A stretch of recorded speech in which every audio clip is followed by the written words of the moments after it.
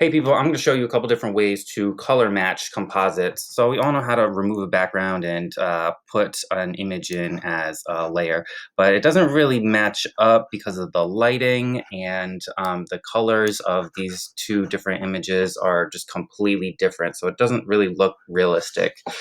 So here we go. I'm going to show you a couple different ways that you can color match. So if you're working on my starter file, there's a couple different landscape images to work with. So I'm just going to go and like choose this one and I guess delete these other ones that we don't need. So this is my landscape. I'm going to put some different kinds of animals in here. So let's go polar bear. Right, is there any isolated? Oh, there are some isolated. Look at that. So isolated ones are great because you don't have to manually remove the background. But if you choose an image and you need to remove the background, you just go and do it with the select magic cut. Everybody knows how to do that by now. So, all right, so we got our polar bear and its background's removed, which is great. But if you can see, like it really doesn't look like it belongs in here. One, because it's a polar bear, and two, it's the lighting. So the background's nice and green and very lush, has this like greenish blue tint to it, and none of that is showing on our polar bear. So there's a couple different ways of color matching. I'm going to show you the first one on the polar bear, and then I'll try to do like another animal. So first way, I usually use this because it's quickest and most effective. Anyways, for me, it doesn't work all the time perfectly, but this is how we do it. We take this background layer, right? This is my forest. I'm going to duplicate it by going layer, duplicate layer. Now I got this copy, right? I'm going to move the copy above my polar bear. Polar bear disappears. He's sandwiched between two images of that are exactly the same. Anyways, this top one right here, we're going to add a filter to. So we go filter, blur, average, and that's going to take the average color of everything that's in this landscape and make it a fill layer. It's just one color. All right, so with that one color fill layer, we just added that blur filter, average, right? We are going to change the blend mode. So normally I like to use linear light, but these other blend modes do work in other kind of degrees in different situations. Soft light is a kind of a quick go-to. I prefer linear light usually, but that means everything's going to go like pretty dark and you have to adjust the opacity. So kind of like move it back and forth, and you can see it's like really kind of superimposing that fill layer over our whole image actually, but both layers. So that's the problem with this. You know, it is affecting both layers. So not only is this fill layer, excuse me, this fill color affecting the polar bear, but it's also affecting the background. So in order to fix it and make it only affect our polar bear, we have to, well, first we're going to change the, blend mode to, what is it, linear light? Yeah, linear light. I'm going to like lower the opacity a little bit.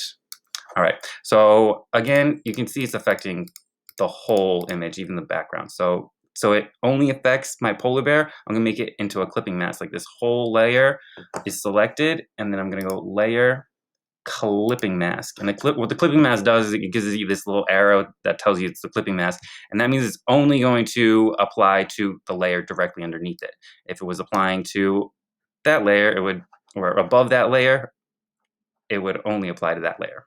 Excuse me, the background layer. But we wanted to apply to our subject. Anyways, that's our subject with this, it's the average blur. Average plus blend mode, right? And so it's the average plus blend mode with a clipping mask, right? So that looks a ton better. I mean, that looks really awkward. And it starts to look a lot better, at least like a little bit more believable. And these little steps, you know, that's how people make professional composites. They use a combination of a bunch of different things. So that's like the whole technique. That's the one I prefer to use. But I'm going to show you another one real quick. It's kind of the older way to do it. So let's get, you guys want to do a penguin? You can get an isolated one and skip masking. This guy's cute, but I want this one. All right. Okay. Again, you can remove your own backgrounds. You just gotta be careful and mask it nice. So yeah. Anyways, we're gonna make my penguin nice and huge. All right. Put them right here. All right. So that's my penguin. So the other way we can change the color tint of a layer is with these magical things called adjustment layers. So this is the shortcut right here, this little cookie icon that's half black and half white. And then there's also, if you go layer, new adjustment layer, and then we're going to use color balance. What you don't want to do is go image adjustment, because that's going to apply one of these adjustments permanently to a whole layer. And you won't be able to like turn on and off the layer or make any changes to it. So you don't want to do image adjustments. You want to do layer, new adjustment layer. And this is going to make like a whole layer. You'll see, like, watch, color balance. We're doing color balance. Hit color balance, and you can see it popped up right here. This is my color balance adjustment layer. It comes up as a layer, and this makes it so it's not destructive, and you can turn it on and off.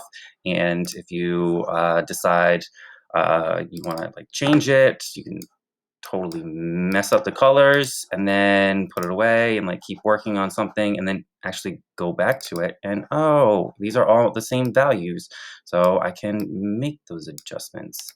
So it's good to make adjustment layers and not do image adjustments. So anyways, I like totally messed up the color, and you can see that it is affecting not only my penguin, but my polar bear and my background. So again, we just add a clipping mask to it, or make this layer into a clipping mask so that it's only affecting the one layer right underneath it. So with this color balance layer selected, I go layer, clipping mask, right? You can also hold down Alt or Option and just click on it. Like I'm just holding down Option, not a clipping mask. Click on it, it's a clipping mask. Not a clipping mask, it's a clipping mask. Anyways, so now that my color balance layer is a clipping mask, it's only affecting my penguin right underneath it. So I'm going to now go back and like open up my color balance values, right? You get these three little sliders. You get red, green, and blue. Those are your channels. And you have to like kind of just zoom in. Yeah, let's zoom in on my penguin. And guesstimate. Yeah, let's open it back up. Like with these sliders, you just gotta like move it back and forth. Obviously, it's like a pretty green background, so probably up green a little bit, and then take red down a little bit. And I like to just do like suicides, like in gym class. Max it all the way out, both directions.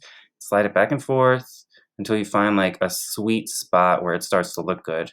And this does take a little bit of just keeping your eye on the subject and moving these back and forth. And you might like move one slider and then have to go back and adjust another one. And the beauty of it is that you can make those adjustments on that adjustment layer and then zoom out and like look at it, be like, oh, I still think that maybe I can change it. You can change it later is my point. So you see blue.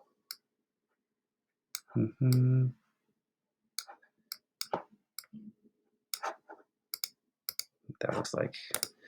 You also have the option of changing like the range of shadows, midtones, highlights.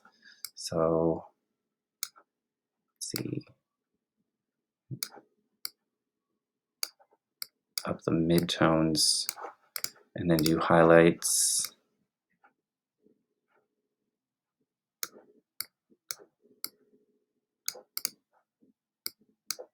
I'm not sure if I like that on or off.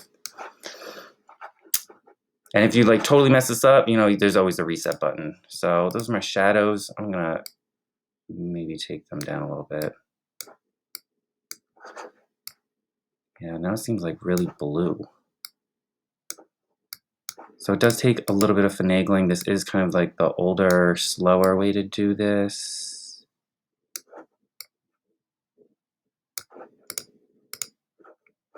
But yeah, that's basically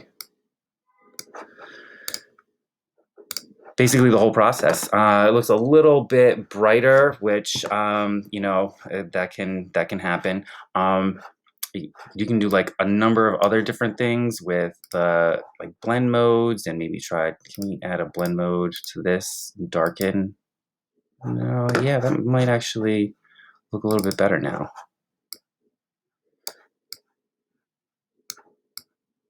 But yeah, hopefully you get the point. It's all about the layer adjustments, right? Layer, new adjustment layer, color balance, right? And then you make it into a clipping mask. Again, the clipping mask is in layer, clipping mask, checked right there. So you have to make sure that's the layer and you hit clipping mask. That way you're only affecting the one layer right underneath it. Hope this helps.